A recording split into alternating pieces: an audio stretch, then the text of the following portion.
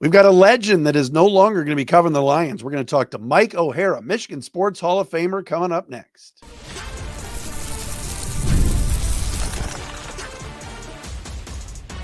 You are Locked On Lions, your daily Detroit Lions podcast.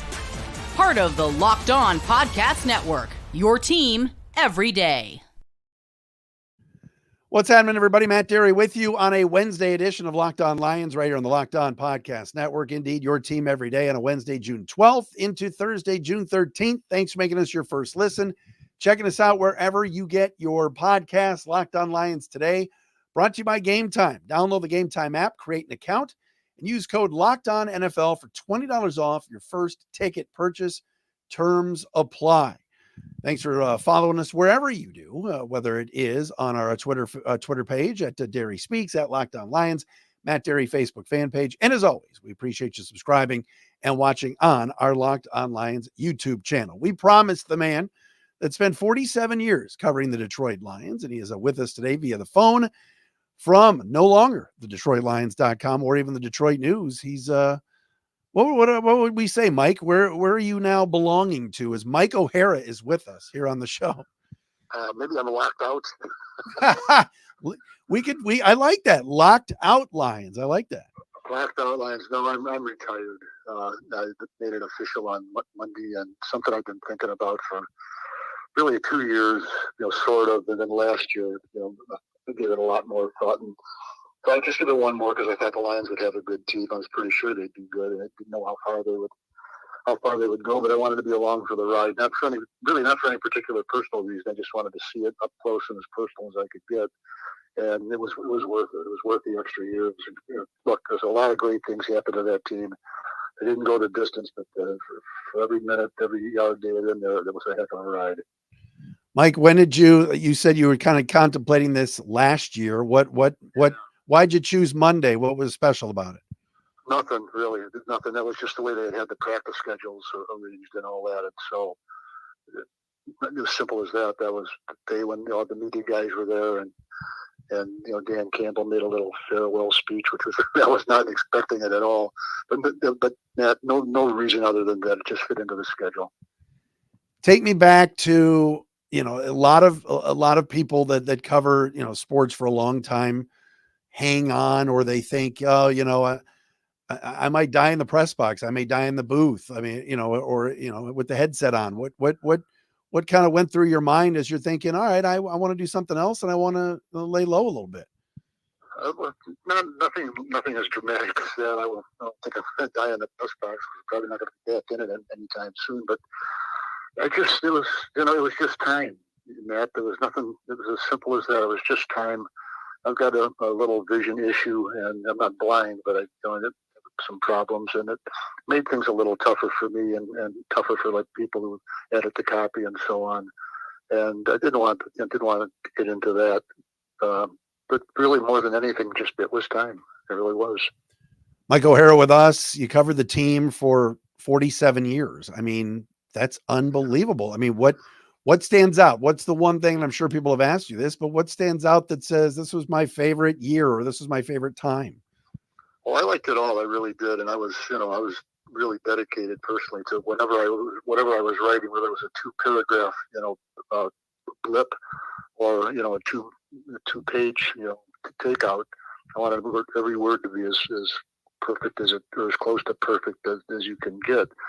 Because I think the readers deserve that, the people you're covering deserve that, and the people you work with deserve that. They don't deserve to hand a massive copy with its barely legible at the end of the day.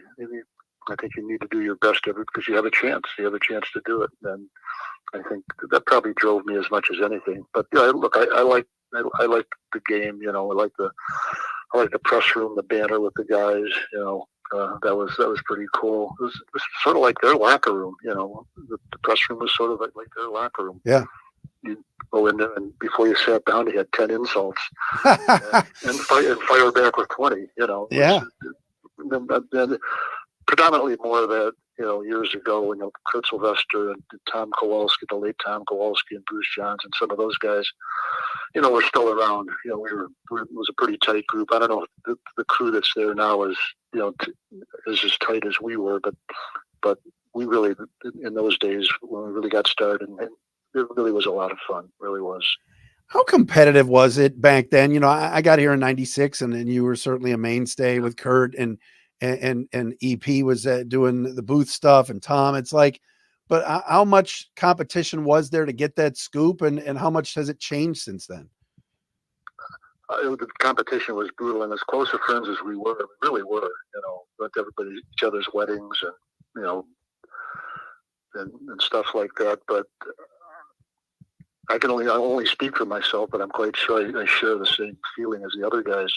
I wouldn't tell anybody anything. You could ask me what day it is, and I'd lie.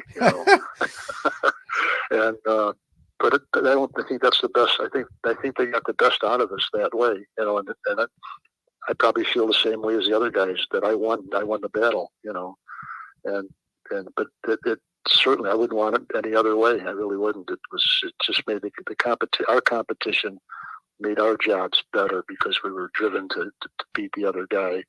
And same as guys competing for jobs in any sport, they want to do the best they can, play the best they can, whatever, to win a job. And I always thought, look, if the phone rang after 10 o'clock, I knew it was Kurt. I knew it was my desk calling, and somebody had a story.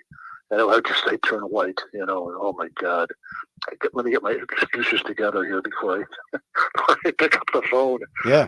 But it really was, man. It was true competition. It really was.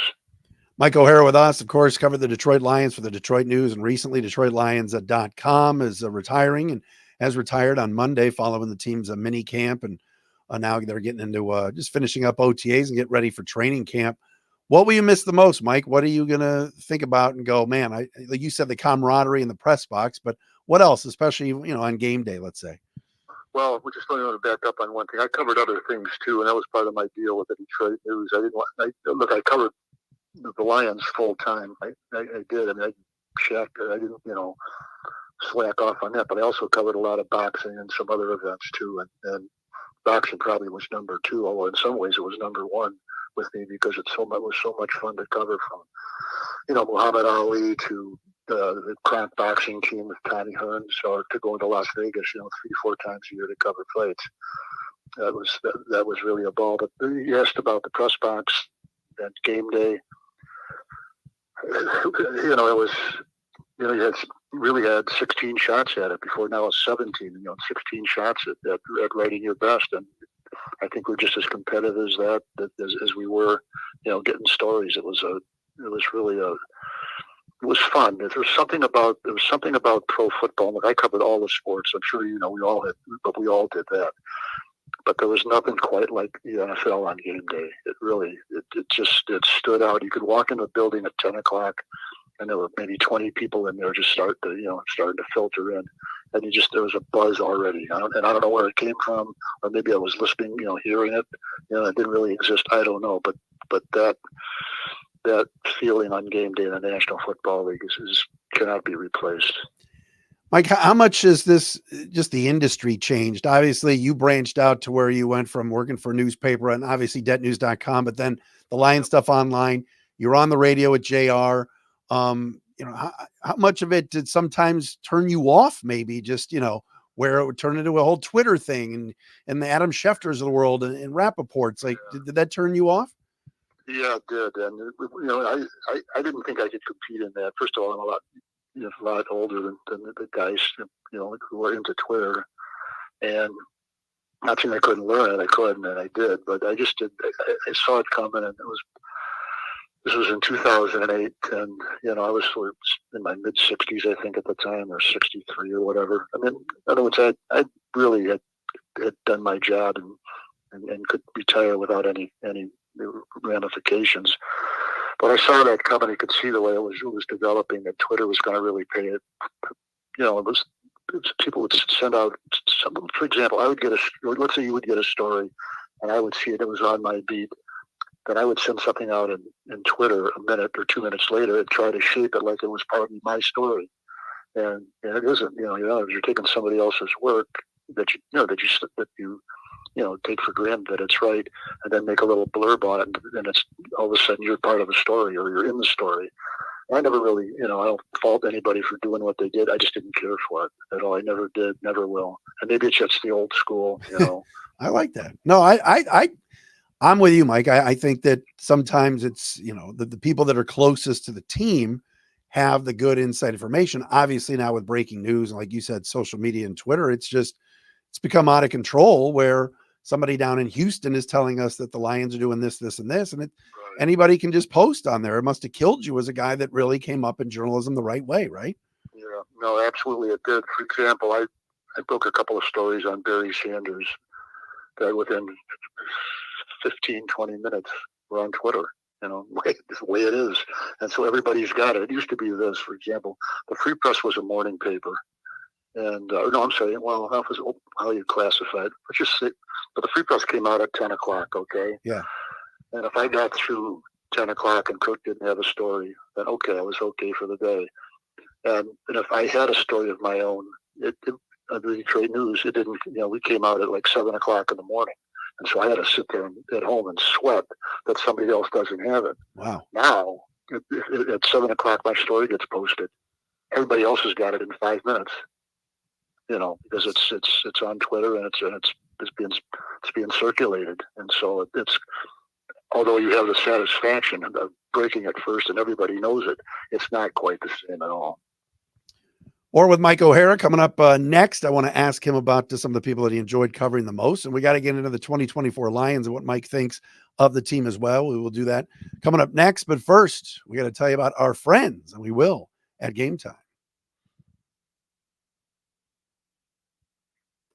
Matt Derry with you, talking about Gametime. We're going to get back to Mike O'Hara in 1 second. Gametime makes getting NBA Finals tickets even faster and easier. Prices on the Gametime app actually go down the closer it gets to tip-off. With killer last-minute deals, all-in prices, views from your seat, and the lowest price guarantee, Gametime takes the guesswork out of buying NBA tickets. So if you're in town in Dallas or in Boston, you want to go see the Celtics and Mavs, you can get the tickets right up to Gametime if you're traveling on the Gametime app. All-in pricing is great. You toggle this feature, shows the total up front with no surprise fees at checkout. Take the guesswork out of buying NBA Finals tickets with Gametime. Download the Gametime app, create an account, use code LOCKEDONNFL for $20 off your first purchase.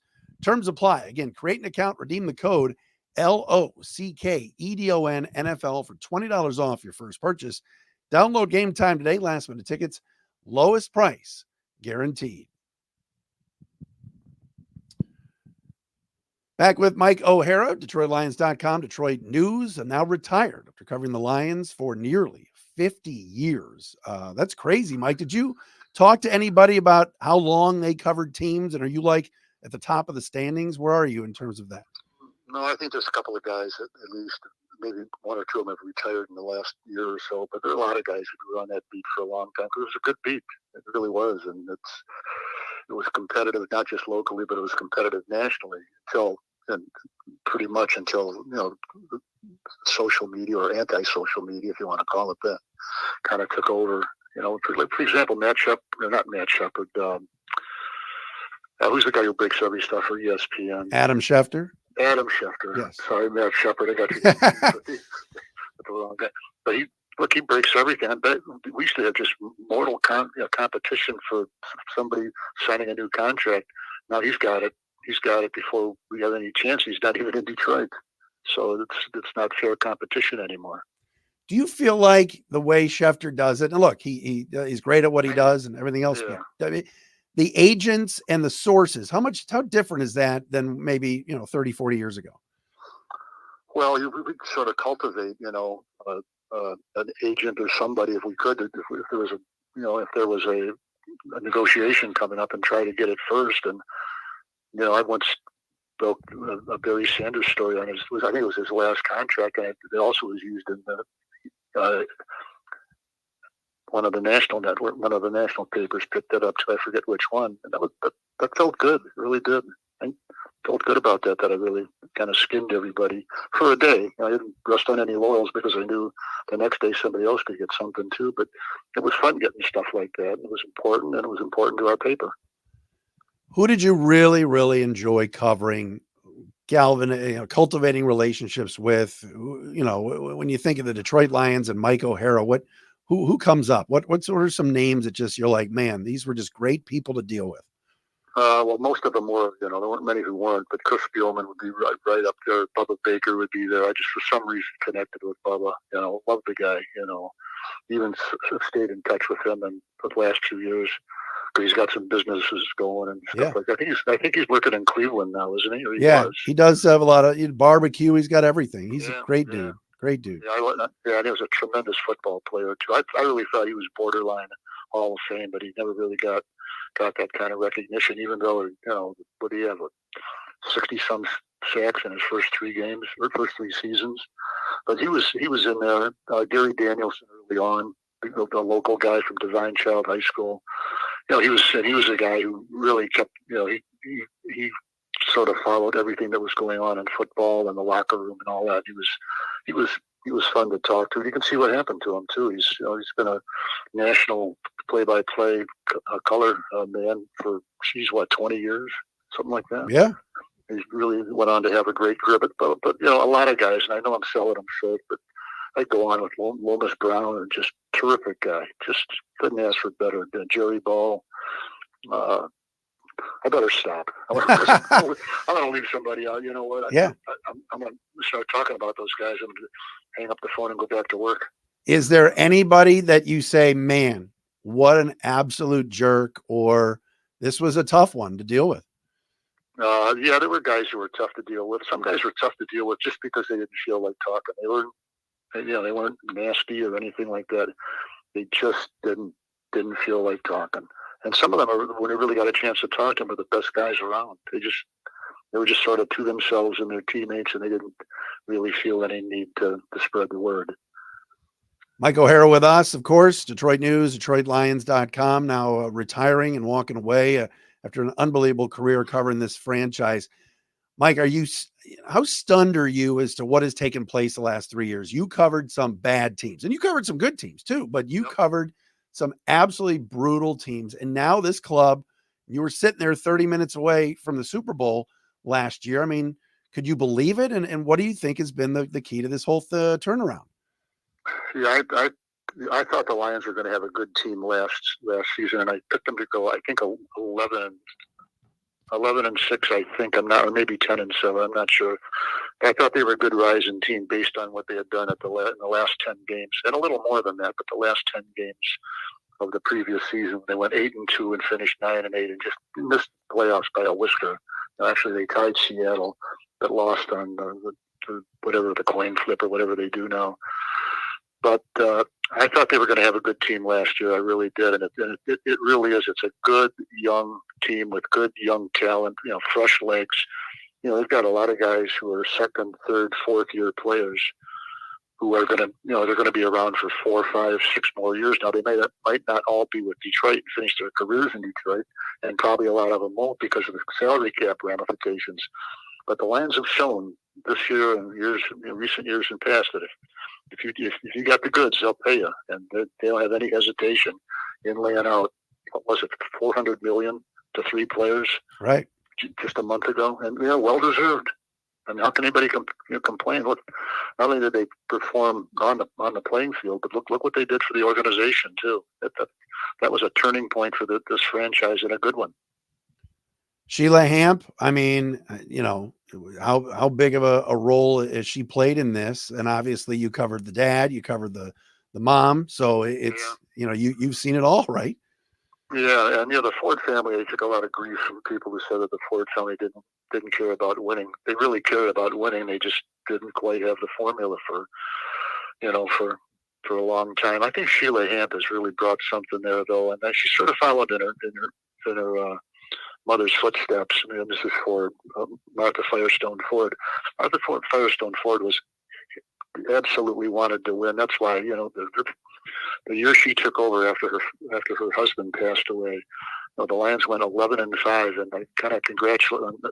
After the last game, I think it was in Chicago, the regular season, I just went up to her. I said, "You're really doing a great thing with this ownership thing." And she says, "We got more to do." She didn't want to just get into the playoffs. She wanted to get in the playoffs and win a game, and that's the game where they got, in my mind, shafted by the Dallas play on the Dallas Cowboys. But Sheila, kind of, I think, inherited her mother's feelings, and I think it reached a point 3 years ago, 4 years ago on Thanksgiving Day, if you might remember, that they were getting just absolutely waxed by Houston, I think it was. Yeah. And there was that picture of picture. her. Yeah. Yeah, it looked like one of those paintings, the person in despair. And I remember Tim Twentyman. I should mention him. I mean, Tim is the most prolific writer I've ever been around in my life, and just absolutely loved working with him. In fact, he got to the Lions about a year before I did. But I looked at Tim, and I kind of looked at each other, and I just said, something's going to change. And it did.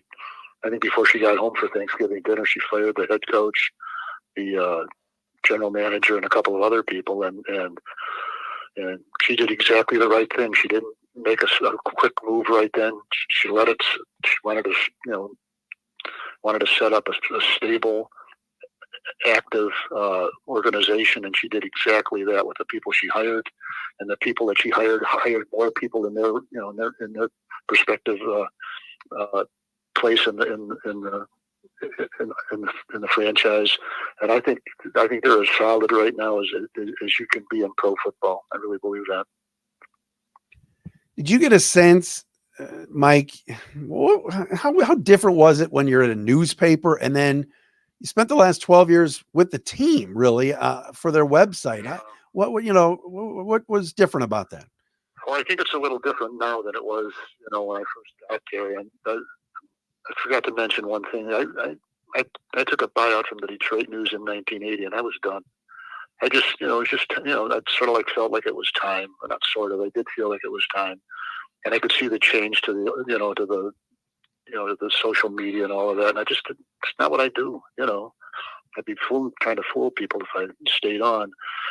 But I was off for about a year, I think it was, and I got a call from Mike Happy at Fox Sports Detroit and Fox Sports, and asked me if I'd be interested in going to work for him. And I said no. I'm retired. But then he called back a week or 2 or 3 weeks or something like that, and it wasn't a part-time job, but it wasn't full-time. And I took it, and I think it was there for 2.5, 3 years. Matt, I'm not sure exactly. I don't remember, but I liked it. And the one thing I liked about it was that as much as I enjoyed working, on DetroitLions.com, it's one sport. When I went to Fox Sports Detroit, and I got to write a lot of national stuff and all, but it was all the sports. It was the whole thing, the whole menu. But I got a call from the Lions in 2012, I think it was. Something like that.